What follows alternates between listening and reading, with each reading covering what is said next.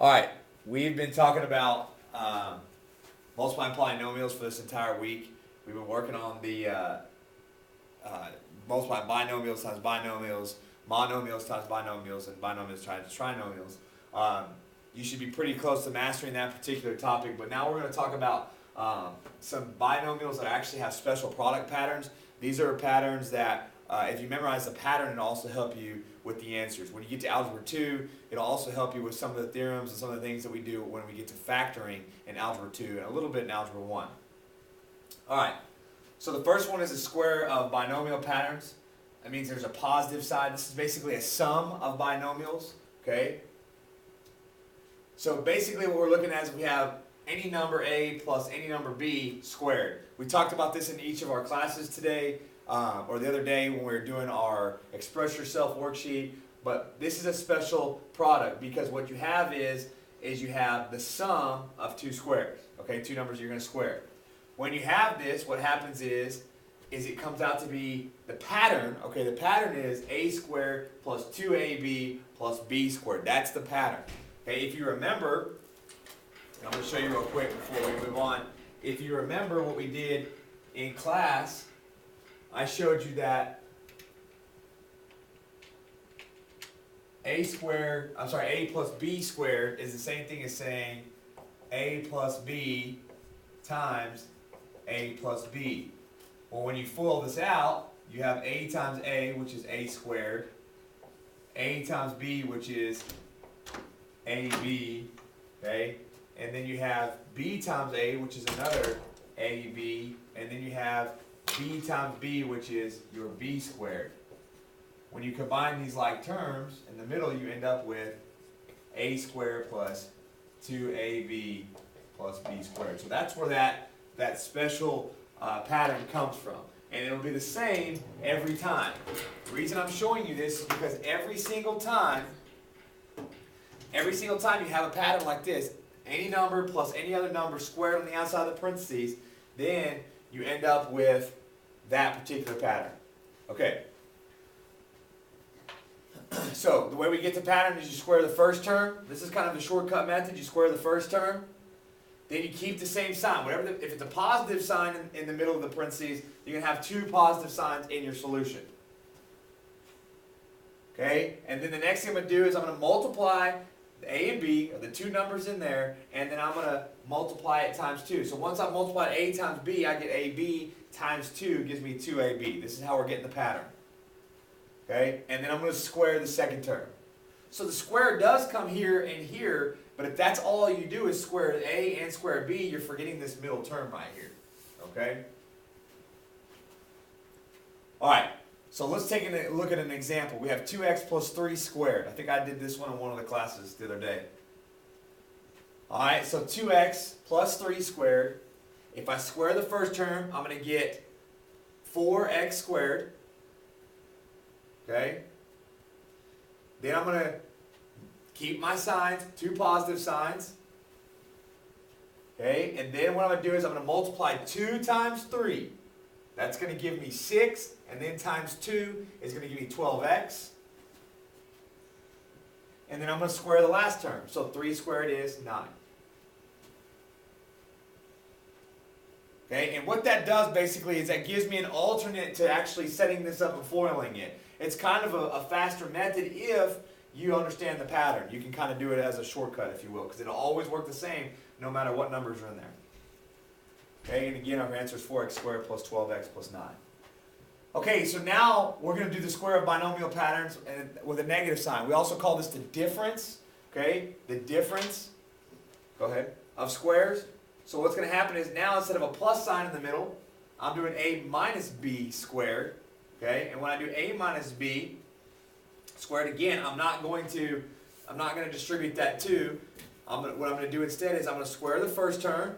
That's how I get the A squared. This is just like the last one. And if I wanted to set it up using foiling, I would still do A minus B times A minus B, and I would still get the same result. But I'm going to square the first term. This time, my first sign is the same as the one in the parentheses. This one at the back is always positive. So if you just remember that this one's always positive and this one changes to negative when I have a minus in between, then you'll be in good shape. Okay? So then After I do that, then what's going to happen is I'm going to multiply these two together again, just like the last one, and then multiply it times 2. So A times B is AB, times 2 is 2AB.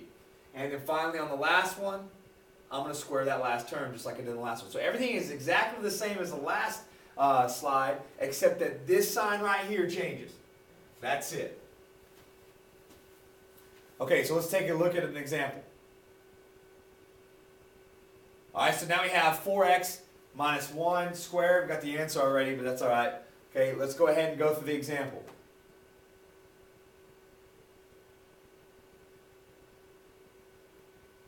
Alright, so this time we're going to do our pattern, write our pattern down. Okay, so here's our pattern that we just talked about. Now we can go ahead and fill in the pattern. Okay, now if you look here, this is going to be kind of a little bit different than what we just did a second ago. If you look at the pattern, all I have to do is fill in the pattern now. If this is my A and this is my B, just fill it in now. So let's fill in the pattern. Okay, so A is now 4x squared. B, okay, or A times B, excuse me, 2A times B, I have 2A times B. And then finally, B squared is that 1 squared. And our solution comes out to be, after we simplify it, 4 squared is 16, x squared is x squared. Minus 2 times 4 is negative 8x, negative 8 times 1 is negative 8x, and then of course 1 squared is 1. That's just kind of filling in the pattern. Okay, so that is basically all that we have for special products. Again, I want to show you something real quick before I end the video. It's not a very long one, but one of the things I want to show you real quick is what we just did with our patterns.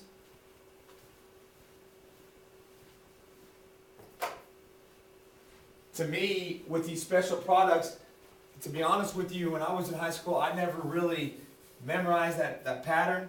I always just went ahead and did, okay, let's say we had 4x plus 6 squared.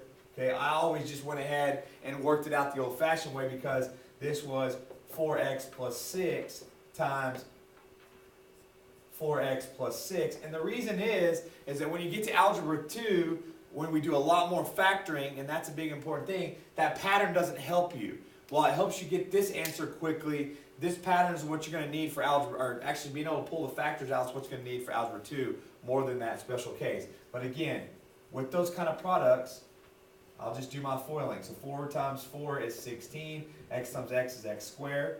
4 times 6 is 24. And then there's no other x, so bring it down. 6 times 4 again is 24. Okay. X comes down. 6 times 6 is 36. So then I end up with 16x squared plus 48x plus 36. And it's honestly not a lot slower than just doing it the old-fashioned way then versus the pattern. So you can kind of do whichever is easiest for you. But again, to be honest with you, 100% honest with you, and I'll just do a minus sign just to show you, but to be honest with you, it's almost better that you know how to do it the long way rather than that special pattern. Okay, so if I do it this way with a minus sign in between, just to kind of prove that it works just the same.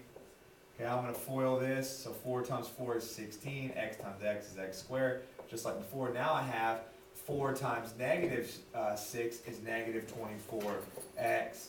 Negative 6 times 4 is negative 24x again. And then negative 6 times negative 6 is positive 36. So just like the pattern we see, the only difference between the other one and this one is this sign change right there. Okay. All right, one last thing I want to show you. I want to show you the product of a sum and a difference. Okay, the product of a sum and a difference looks like this. Let's say I have 2x plus 3 times 2x minus 3. There's actually a shortcut to do this whenever you see this too. But let's go ahead and work it out the old-fashioned way and see if you can figure out the shortcut. 2x times 2x is 4x squared. 2x times negative 3 is negative 6x. 3 times 2x is positive 6x. And 3 times negative 3 is negative 9. Okay? If I combine my like terms in the middle, what do you see happening there? They cancel. So that leaves me with 4x squared minus 9. Okay? And that is my solution. This is almost a better shortcut only because of what happens here. Every time you do the exact same numbers, one addition, one subtraction, what you're going to do is you're going to end up canceling out the middle term. So all you really have to do is square this term and multiply these two numbers. Or square it and keep it negative. Okay? That's a shortcut. So again, let's look at the shortcut version. Same problem. This time no foiling. Okay? Shortcut. Square the first term. Well, the first term is 4x squared. Okay? Square the last term, but make it subtraction. So 3 squared is 9.